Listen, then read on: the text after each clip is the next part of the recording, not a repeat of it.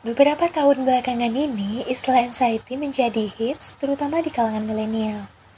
Beberapa minggu yang lalu, tepatnya pada tanggal 11 Mei 2024, dari Detik Hal menjelaskan bahwa 32 juta warga Indonesia terkena gangguan mental dan mayoritas diantaranya adalah anxiety disorder. Lantas, apa sih sebenarnya anxiety itu? Anxiety atau rasa cemas dapat dialami oleh semua orang, dan ini adalah hal normal ketika menghadapi suatu situasi yang bisa timbul rasa takut ataupun rasa kekhawatiran tertentu. Rasa cemas masih bisa dikatakan normal apabila kita dapat mengendalikannya, dan ia akan hilang setelah faktor pencetus atau penyebabnya udah nggak ada lagi. Namun, apabila mengalami perasaan cemas menetap, hingga memburuk dan bahkan sampai mengganggu aktivitas sehari-hari, ini bisa kita sebut dengan gangguan kecemasan, atau yang biasa kita kenal dengan anxiety disorder. Gangguan kecemasan ini sebenarnya ada beberapa jenis, namun yang paling banyak yaitu Generalized Anxiety Disorder atau GAD, di mana seseorang yang menderita gangguan kecemasan menyeluruh bisa merasa cemas hampir setiap hari dan secara terus-menerus bahkan hingga berbulan-bulan. Mereka bisa merasa cemas hampir di setiap hal, mulai dari kegiatan perkuliahan, kehidupan kesehatan, dan bahkan hal-hal yang sebenarnya itu biasa aja. Misalnya yang biasa kita lakukan nih, berinteraksi dengan orang-orang.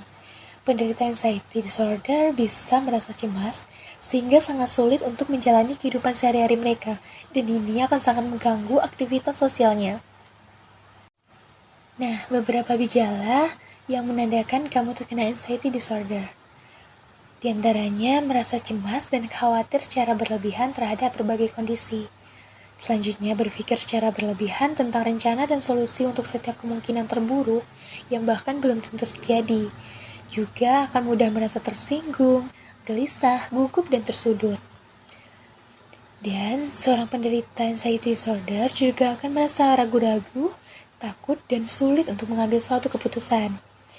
Gejala lainnya akan diikuti seperti keringat berlebihan, sesak nafas, sakit kepala, gemetar, dan jantung berdebar, dan mereka akan selalu merasa lelah.